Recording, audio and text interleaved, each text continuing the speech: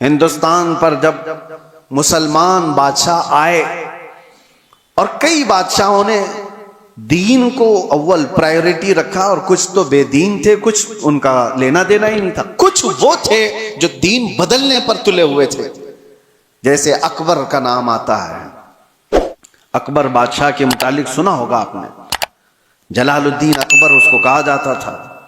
اس کی حکومت لمبے سمے تک چلنے والی ہے، تقریباً 48 سال تک شاید حکومت کیا۔ اور جب آدمی کو نشہ چڑھ جاتا ہے حکومت کا، یہاں 5 سال میں ہی چڑھنے لگتا ہے، وہ تو 48 سال کا تھا۔ اور یہ تو الیکشن سے آنے والے ہیں، ان کے ہاں تو الیکشن بھی نہیں تھا، تو نشہ تو اور زیادہ ہوگا۔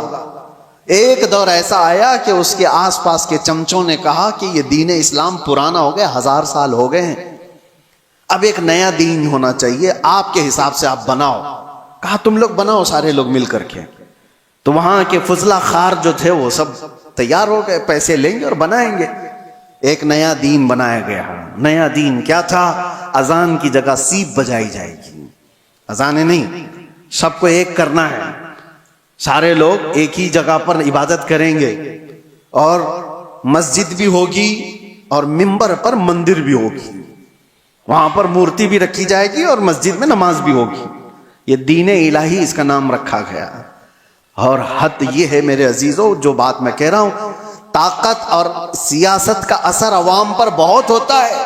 ہزاروں اور لاکھوں کی تعداد میں لوگ اس کے دین کو ماننے بھی لگ گئے، شروعات ہو گئی۔ کتنے مولوی بھی شروع ہو گئے کہ ہاں ایک ماڈرنزم ہے، نیا پن ہے، ہونا چاہیے، بادشاہ نے کہا ہے تو صحیح ہے۔ لیکن ہمیں یہ بات کہہ رہا ہوں نا، ہر زمانے میں گمراہ پورے نہیں ہوتے، حقانی علماء ہر زمانے میں اللہ تعالیٰ رکھتا ہے۔ ایک مرد قلندر احمد فاروقی سرہندی مجدد الف ثانی کھڑے ہوئے، اور انہوں نے اس کی تردید کی، اور جگہ جگہ آپ نے اپنے بیانوں سے انکار کیا کہ دین الہی نہیں ہوگا، دین مصطفیٰ ہی ہوگا۔ تم نے نام رکھا ہے دین الہی، یہ اللہ کا دین نہیں ہے، یہ بادشاہ کا بنایا ہوا دین ہے۔ دین وہی ہے اللہ کا جو میرے نبی لے کر کے آئے تھے، اور اس دین کی خاطر جیسی بادشاہ کے خلاف بولنا آسان ہے؟ آسان ہے؟ آپ ان کی پالیسیوں کے خلاف بولو، ابھی دیکھو اٹھا لیں گے آپ کو۔ ہاں، کہنے کو دنیا میں ڈیموکریسی ہے، آزادی ہے، بولنے کی آزادی، freedom of speech, freedom of expression, پتہ نہیں کیا کیا چیزیں ہیں، لیکن وہ صرف اور صرف ان کے کتوں کے لیے ہے، ان کے پالے ہوئے کتوں کے لیے فریڈم ہے پورا۔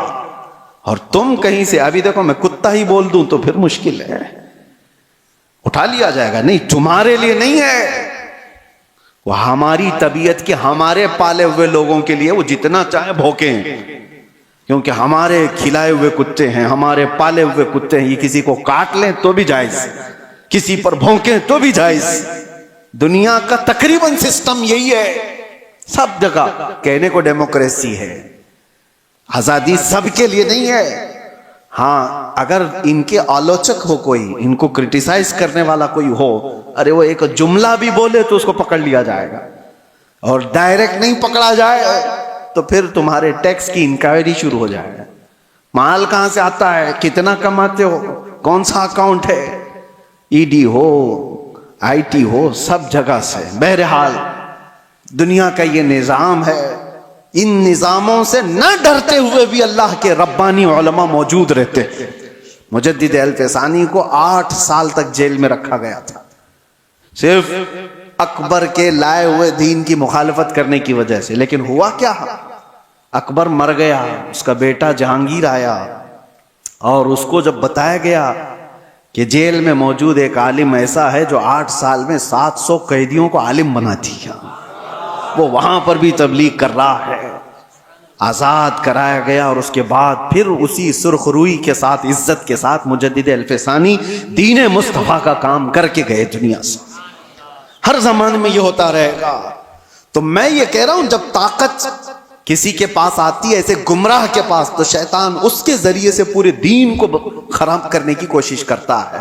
اور ایسا عیسائیوں کے ساتھ بھی ہوا، یہودیوں کے ساتھ بھی ہوا، کیونکہ عیسائی پہلے جو تھے، حق جو علماء تھے، یہودی بھی ارے وہ اللہ تبارک و تعالیٰ کی کتاب تورات کے ماننے والے تھے، موسیٰ علیہ السلام کی شریعت کے قائل تھے، لیکن جیسے ہی کسی کے پاس پاور آیا، شیطان اس کے سر پر سوار ہوا اور اس کے ذریعے سے گمراہیاں شروع کی، تو یہودی اس کے پیروکار اس کے طرف چلے گئے۔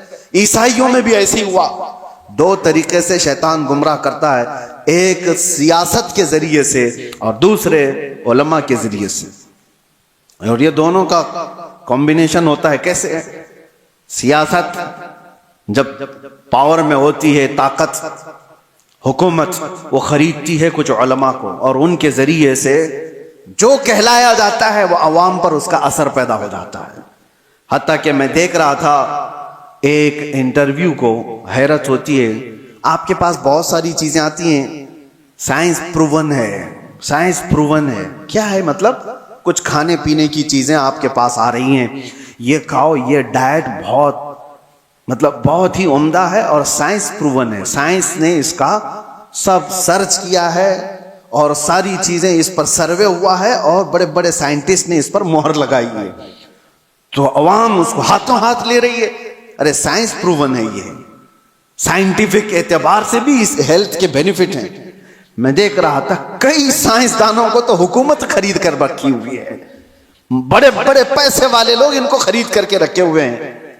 ارے چاہے کچھ بھی کچرا ہو، تم کہہ دو کہ میں نے ریسرچ کیا ہے، میں نے سروے کیا ہے 1.5 لاکھ لوگوں پر اور اس کا اثر یہ آیا ہے، اور اس کے بدلے میں تم جتنا پیسہ لے لو۔ سائنسدان کو پیسے دیے گئے اور اس نے ایک بات کہہ دی کہ یہ سائنس پروون ہے، لاکھوں کی تعداد میں لوگ ہاتھوں ہاتھ خرید رہے ہیں۔ ارے بازار پر بھی اثر ہے ان کا۔ تمہیں کچرا بھی کھلانا ہو تو کل کو یہ کہہ دیا جا سکتا ہے سائنس پروون ہے، کیونکہ جاہل ہے کچھ بھی۔ تو سائنسدانوں کے ذریعے سے اگر مارکیٹ پر قابو پایا جا سکتا ہے تو علماء کے ذریعے سے کیوں نہیں پایا جاتا، جن کی آستھا لگی ہوئی ہے، تعلق لگا ہوا ہے۔ تو میرے عزیزو، آخری بات کہتا ہوں، مجھے یہ بات اس وقت پتہ چلی جب میں لوگوں سے رابطے میں نہیں تھا، آپ سمجھ سکتے ہوں گے، کچھ ایسے علماء کے چہرے سامنے آئے، اللہ اکبر، جو ماہانہ تنخواہ لیتے ہیں صرف اور صرف بڑی طاقت کے حساب سے لکھنے پر اور بولنے پر اور قوم کی مخبری کرنے پر۔ نامور لوگ ہیں، پڑھے لکھے لوگ ہیں، تنخواہ ملتی ہے، بڑے بڑے طاقتوں سے پیسے لیتے ہیں، اور سامنے ہمارے چہرے آئے، زمین کے پیروں کے نیچے سے زمین کھسک جائے کہ یہ تو اتنے اچھے چہرے دکھے جاتے ہیں۔ ہاں، اسی لیے میرے عزیزو کہ ان کے قلم سے، ان کی زبان سے لوگوں پر وہی چیز ڈالی جائے جو حکومت چاہتی ہے۔ آپ کو پتہ ہے اندرا گاندھی کے زمانے میں نس بندی کرنے کا فیصلہ کر لیا گیا تھا، پاپولیشن کنٹرول کرنے کے لیے، کہ مردوں کو بھی جو ہے نا نس بندی کرا دی جائے، یعنی ان کو بچے پیدا ہونے کی صلاحیت ختم کر دی جائے۔ لیکن اس میں مین مسئلہ آتا تھا تو مسلمانوں کا، مسلمانوں کے یہاں حرام ہے، نہیں مانیں گے، تو کیا کیا جائے؟ مسلمان مانیں گے تو کسی حکومت کی تھوڑی نہ مانیں گے، یہاں جتنے بھی ڈاکٹر ان کو بتا دیں یہ فائدے ہیں وہ فائدے، تو بھی نہیں مانیں گے۔ ایک بڑا طبقہ ہے جو اپنے دین پر قائم ہے، اور دین کو منوانے کے لیے تو علماء چاہیے، تو سیدھے مدرسے گئے، بڑے بڑے مدرسوں میں، اور فتویٰ لیا، وہاں سے فتویٰ لیا بڑے بڑے مدرسوں سے کہ ہاں حکومت وقت کے حالات کے اعتبار سے جائز ہے، بند کرا سکتا ہے آدمی۔ کئی علماء فتویٰ دے چکے، لیکن اس کے بعد بھی ہندوستان پر اثر نہیں ہو رہا تھا، کیونکہ حکومت نے دیکھا تھا کہ ان کے اوپر زیادہ اثر بریلی کا ہے، تو بریلی پہنچے، لیکن بریلی میں کوئی ایرا غیرہ نہیں بیٹھا تھا، اعلیٰ حضرت کا شہزادہ بیٹھا ہوا تھا، حضور مفتی اعظم ہند رضی اللہ تعالیٰ عنہ، جو متقی پرہیزگار عالم دین، متقی بن کر دکھائے۔ اس زمانے میں کوئی ایک میرے مفتی اعظم کا تقوی چھوڑ کر، میرے عزیزو، ان کے پاس جب یہ سوال گیا تو آپ نے جو جواب دیا وہ موجود ہے، ایک بار نہیں کہا انہوں نے، پورے دلائل کے ساتھ لکھ کر نیچے لکھا نس بندی حرام ہے، حرام ہے، حرام ہے، اور جو میرے مصطفیٰ نے حرام کیا وہ قیامت تک حرام ہے۔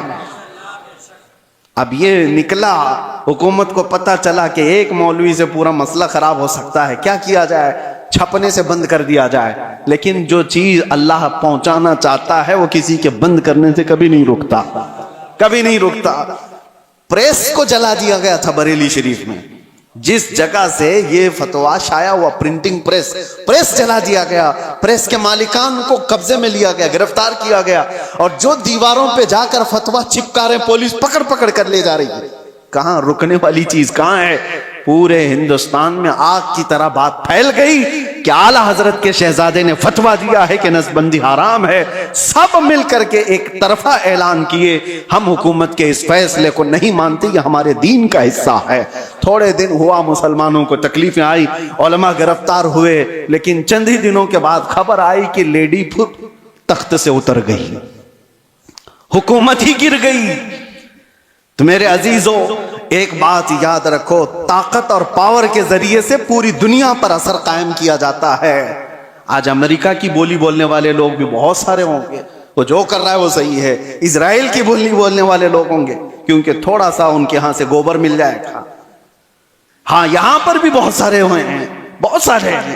یہ جو کر رہے ہیں، مسجدیں توڑیں، خانقاہیں توڑیں، معبدیں توڑیں، اس سے کوئی بات نہیں. لیکن ہیں تو اچھے لوگ ہیں، ان کی جماعت کے بھی کچھ ہیں، ٹوپی بھی پہنیں گے، داڑھی بھی پہنیں گے. ان کا وہ ایمان ہے جو مال ہے. اسی لیے شیخ محی الدین ابن عربی کی وہ بات مجھے یاد آتی ہے. آپ کرسی پر بیٹھے ہوئے تھے، کچھ لوگ آئے ملنے کے لیے، آپ کے سامنے بیٹھے تھے. آپ نے بیان کرتے کرتے اچانک کہا، تمہارا خدا میرے پیروں کے نیچے رہتا ہے. لوگوں سے اتنا کہا تو لوگ بھڑک گئے. اتنے بڑے عالم دین، اتنے بڑے صوفی، اور کفر کا فتویٰ لگا کر نکل گئے. یہ تو کافر ہو گیا. دو لوگ بیٹھے رہ گئے. انہوں نے پوچھا، حضور آپ کے اوپر کوئی چیز آ گئی؟ آپ نے ایسا جملہ کیوں کہا، خدا پیروں کے نیچے رہتا ہے؟ یہ تو بہت بڑا گرا ہوا جملہ. آپ نے کہا، صبر. وہ بھی مجھے پوچھ سکتے تھے لیکن وہ اس لیے آئے ہی نہیں تھے. میں جانتا ہوں ان لوگوں کو، میں نے کیوں کہا وہ بتاتا ہوں. اس کے بعد آپ نے اپنے پیروں کے نیچے سے چٹائی اٹھائی تو دیکھا سونے کے، چاندی کے سکے پڑے ہوئے تھے. کہا یہی ان کا خدا ہے، وہ اس کی عبادت کرتے ہیں. میں نے یہ نہیں کہا کہ میرا خدا پیروں کے نیچے ہے، میں نے کہا تمہارا خدا میرے پیروں کے نیچے. ایسی جماعت ہر زمانے میں ہوگی جن کا خدا مال ہے، جن کا خدا پیسہ ہے. قرآن میں بھی اللہ نے فرمایا، ارأیت من اتخذ الہہ ہوا. اے رسول، کیا آپ نے نہیں دیکھا کچھ وہ لوگ ہیں جنہوں نے اپنے خواہشات کو اپنا خدا بنایا ہوا ہے.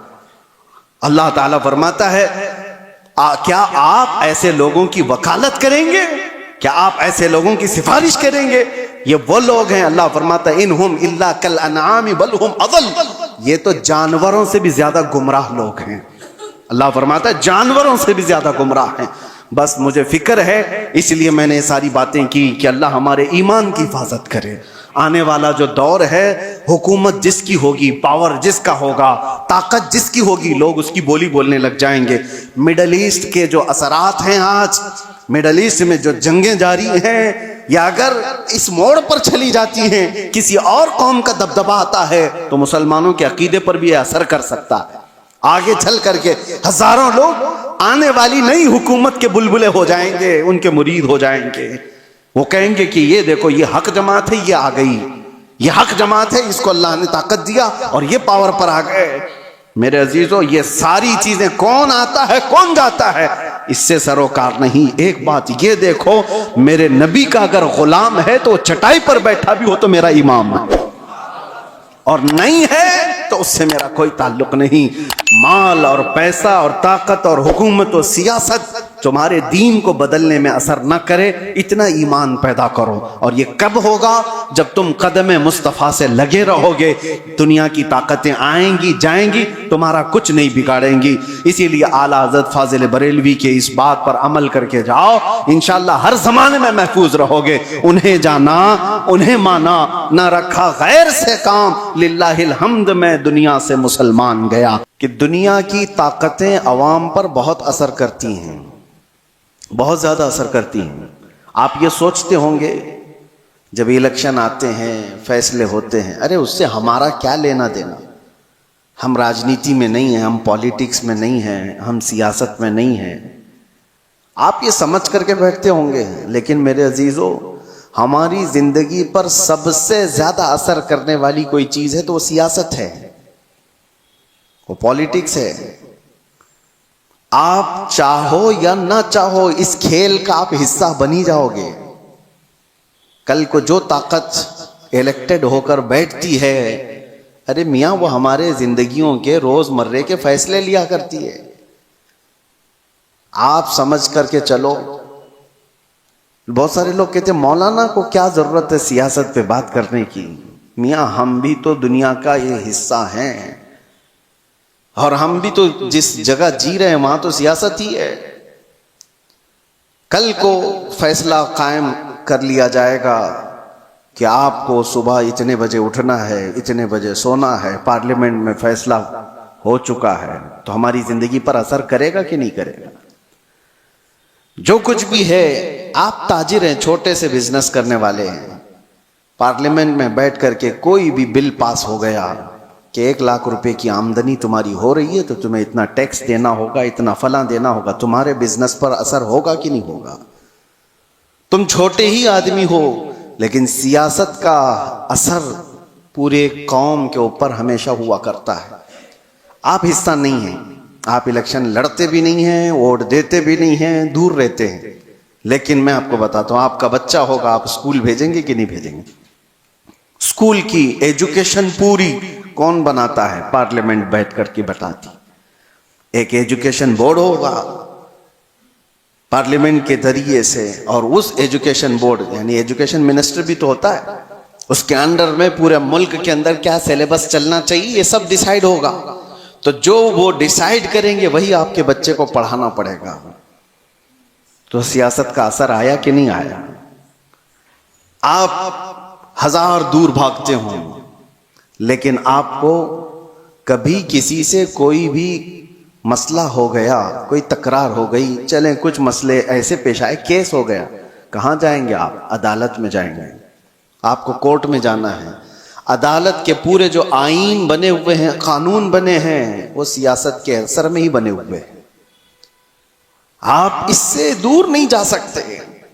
میں یہ ساری تمہید اس لیے عرض کر رہا ہوں کہ دنیا میں جو بھی طاقت پر بیٹھتا ہے اس کا اثر عوام پر ہوتا ہے۔ اب اس تمہید کو اگر سمجھ چکے ہو تو آگے کی بات سنو غور سے، بہت دھیان سے، کس لیے میں کہہ رہا ہوں۔ جب طاقت، بڑی طاقت حکومت پر بیٹھتی ہے تو عوام کی روزمرہ کی زندگی پر تو اثر ہوتا ہی ہے، لیکن ساتھ ہی ساتھ عقیدے پر بھی اثر ہو جاتا ہے، ایمان پر بھی اثر ہوتا ہے۔ اسی لیے جب حکومت پر جب بڑی ایسی طاقتیں آتی ہیں جن کا عقیدہ بالکل مخالف ہو تمہارے ایمان سے، اس کے باوجود اس کا اثر دیکھنے کو ملتا ہے عوام الناس پر۔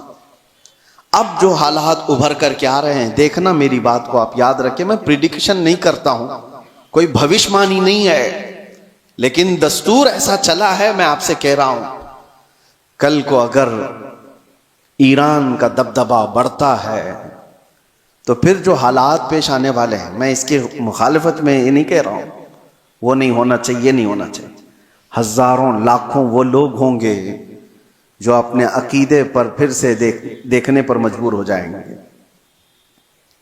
اہل سنت و جماعت کے لیے ایک بڑا مسئلہ بھی ہوگا۔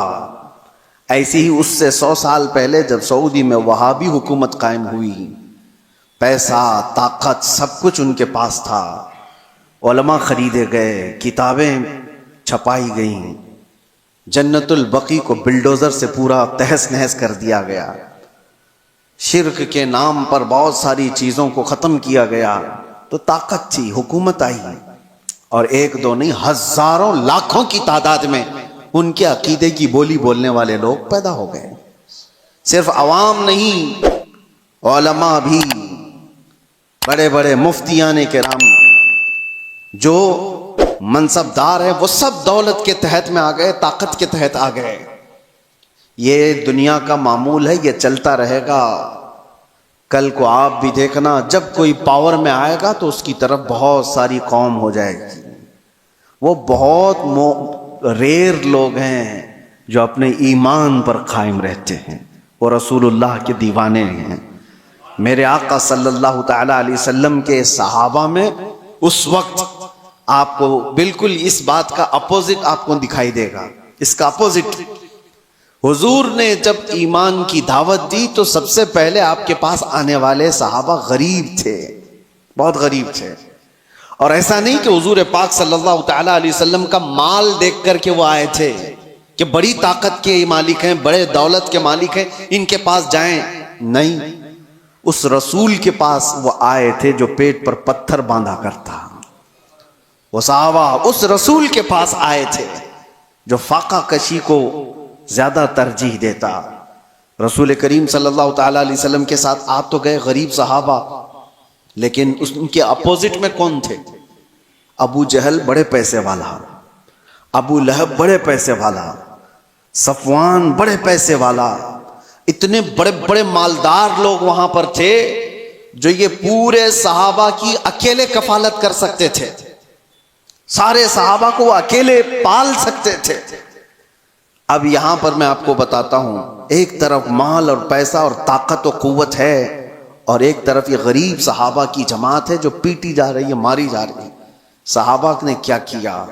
اللہ اکبر! وہ مجھے بات یاد آتی ہے، خندق کے موقع پر 1 مہینے سے صحابہ خندق کھود رہے تھے، اور جب جنگ شروع ہوئی 12,000 کے قریب تعداد میں مشرکین آ گئے خندق کے اس پار۔ ان کو پتہ نہیں تھا یہ خندق والی جنگ ہے مشرکین کو۔ یہ صحابہ نے نیا طریقہ اختیار کیا تھا مدینے کی حفاظت کے لیے کہ وہ خندق عبور کر کے مدینے میں نہ آ جائیں۔ خیر، مہینہ گزر گیا تھا، کھانے پینے کی چیزیں ختم ہو گئی تھی، فاقے پر فاقہ چل رہا تھا۔ اس وقت سامنے والی جو فوج تھی وہاں سے تو روز گوشت بھوننے کی خوشبوئیں آتی، گرم روٹیاں ادھر پک رہی تھیں، وہاں تو پیسہ تھا، مال تھا، کھانے کی افراد تھی۔ صحابہ ادھر بھوکے ہیں، پیاسے ہیں، لیکن تاریخ میں آپ کھول کر کے دیکھو ایک صحابی نے بھی رسول اللہ کے یہ کہا ہو کہ چلو ادھر کھانے کی لذیذ چیزیں ہیں، جا کر کھا کر کے تو آئیں، اس طرف انہوں نے چہرہ تک نہیں کیا۔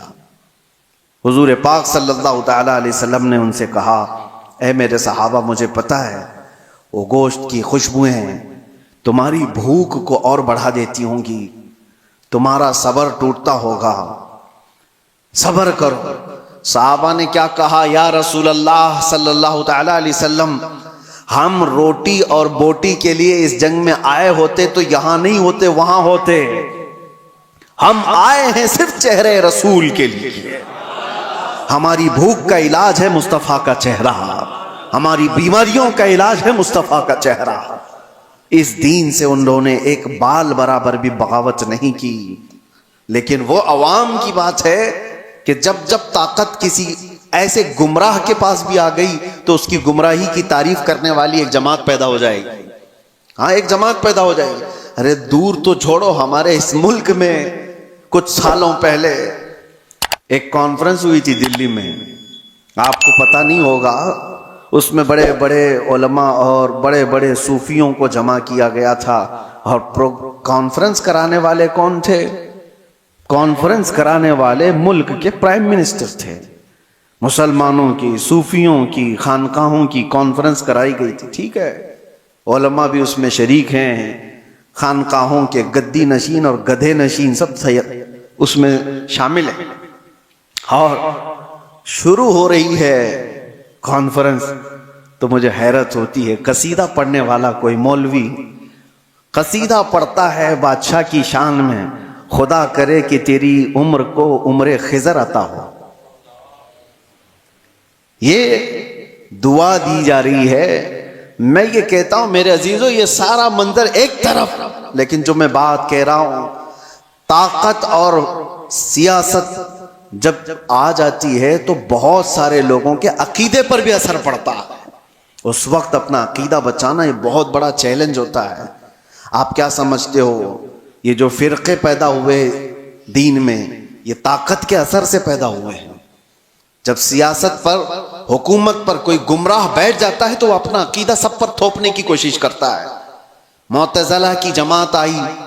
معتزلہ ایک فرقہ ہے، وہ قرآن کو اللہ کی مخلوق مانتے تھے کہ قرآن فنا ہو جائے گا. بہت سارے ان کے عقیدے گمراہ تھے.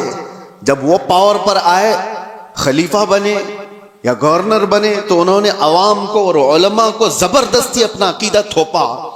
اور ایک دور ایسا آیا کہ علماء ان کے حساب سے فتویٰ دینے لگے، ان کی تعریفیں کرنے لگے کہ یہ حق جماعت والے لوگ ہیں.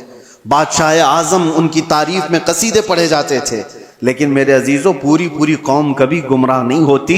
ہر زمانے میں حقانی علماء اور ربانی علماء موجود رہتے ہیں. معتزلہ کی جماعت پاور میں تھی، حکومت میں تھی، طاقت ان کے پاس تھی، علماء کی جماعت ان کے پاس تھی. لیکن اسی زمانے میں ہم دیکھ رہے تھے ایک مرد قلندر حضرت سیدنا امام احمد بن حنبل کو. امام احمد بن حنبل کو بادشاہ نے 100 کوڑے مارے تھے پیٹھ پر، اور اس کے بعد دوسرا آیا اس نے مارا، پھر تیسرا آیا اس نے مارا. کوڑے کس طرح سے مارے جاتے تھے؟ ان کی ریڑھ کی ہڈی جھک گئی تھی. امام ہے جن کو 5 لاکھ حدیثیں حضور کی یاد تھیں. وہ عام آدمی نہیں تھے. امام احمد بن حنبل جن کو رسول اللہ کی 5 لاکھ حدیثیں یاد تھیں، صرف اس لیے کہ وہ طاقت اور حکومت کے تحت رہ کر کے ان کی بولی نہیں بولنا چاہتے تھے. امام احمد بن حنبل کو ایک بار کوڑے مارنے کے ٹائم پہ ان کے دونوں ہاتھ یوں زنجیر پر باندھے جاتے تھے اور لنگی پہنے ہوئے ہوتے تھے، تہبند. ننگی پیٹھ پر جلاد کوڑے مارتا تھا. اور جب مارے جا رہے تھے، ایک دن ایسا بھی ہوا کہ آپ کی لنگی، آپ کی تہبند نیچے اترنے لگ گئی، ڈھیلی ہو گئی. آپ کی آنکھوں میں آنسو آ گئے ہیں کہ کیا میں بے ستر ہو جاؤں گا؟ ایک عالم ربانی جو کوڑے کھا رہا ہے شریعت مصطفیٰ کی حفاظت کے لیے، تہبند نیچے گرنے لگی. آپ کو رونا آ گیا، کوڑوں کے زخم سے نہیں، درد سے نہیں، تہبند کے نیچے ہونے سے. اچانک دیکھا گیا 2 ہاتھ غیب سے آئے اور ان کی تہبند کو کس کے باندھ دی. اور جو آپ کی آنکھوں میں آنسو تھے، اچانک آپ مسکرانے لگے. جلاد پوچھتا ہے کہ ہوا کیا؟ تم تو ابھی رو رہے تھے اور ابھی ہنسنے لگ گئے ہو. اس نے اپنے ہاتھ چھوڑ دیے. امام کہتے ہیں تو اپنا کام جاری رکھ، تو اپنا کام جاری رکھ، تجھے جو کرنے کے لیے کرنے کے لیے کہا گیا کر. اس لیے کہ میں جس کے لیے کوڑے کھا رہا ہوں وہ ہاتھ میرے پاس آ چکے ہیں. میرے عزیزو، آج کے بعد آپ کے ساتھ بھی یہ چیز آنے والی ہے، پاور اور حکومت. اس لیے کہ پچھلے آپ 10 سال پیچھے جائیں گے تو ایک جماعت تھی جو بار بار تبلیغ کر کے تم سے کہتی تھی مکہ میں ایسا ہے، مدینے میں ایسے ہے، آپ کیوں یہاں الگ کرتے ہو؟ مکہ اور مدینے میں پاور، حکومت جس کے ہاتھ میں ہے، وہ چاہتے ہیں کہ پورا کا پورا اپنا عقیدہ پوری دنیا پر تھوپے. ایسا نہیں ہوگا. پوری دنیا پر وہی رنگ غالب آئے گا جو میرے مصطفیٰ نے پیدا کیا ہے. تمہارا رنگ نہیں غالب آئے گا. تمہاری طاقت جب تک رہے گی، تمہارا پیسہ جب تک رہے گا، بھکاری تمہارے مرید ہو سکتے ہیں، ایمان والے لوگ نہیں ہو سکتے. جن کا پورا ایمان ہی دولت ہے، جن کا پورا جینے کا مقصد ہی دولت ہے، ان کے عقیدے سے کیا سروکار؟ وہ کل کو کچھ اور ہوں گے، آج کو کچھ اور ہوں گے. یہ آپ کے لیے میں پہلے سے بتا رہا ہوں، آنے والے دور میں اگر کوئی اور بد عقیدگی پھیلتی ہے تو میرے عزیزو آج سے ہی اپنے گٹھریاں باندھ لو. تیری گٹھری تاکی ہے اور تو نے نیند نکالی ہے. اس لیے سنیوں تمہارے لیے چیلنج ہے، تمہارے لیے چیلنج ہے. آپ کو پتا ہے ایک وقت ایسا بھی آیا تھا کہ کرامتا ایک فرقہ آیا جس نے حجر اسود بھی چرا لیا تھا خانہ کعبہ سے، اور وہ لے کے بحرین چلے گئے تھے حجر اسود کو. ان کی بھی حکومت آئی ہے مکہ اور مدینے میں. یزید کا دور آیا، اس کی بھی حکومت آئی ہے مکہ اور مدینے میں. مکہ اور مدینے میں حکومت کا آ جانا یہ حق ہونے کی دلیل نہیں ہوتی. اللہ کے نبی صلی اللہ علیہ وسلم نے یہ فرمایا، حدیث ہے، بسا اوقات اللہ تعالیٰ فاسق و فاجر سے بھی اپنے دین کا کام لیتا ہے. اس کے دین کا کام کسی فاسق و فاجر سے بھی ہوتا ہے. تو آپ کے لیے وہ معیار نہیں، معیار رسول اللہ کی محبت ہے. میں یار حضور اکرم صلی اللہ علیہ وسلم کی شریعت ہے.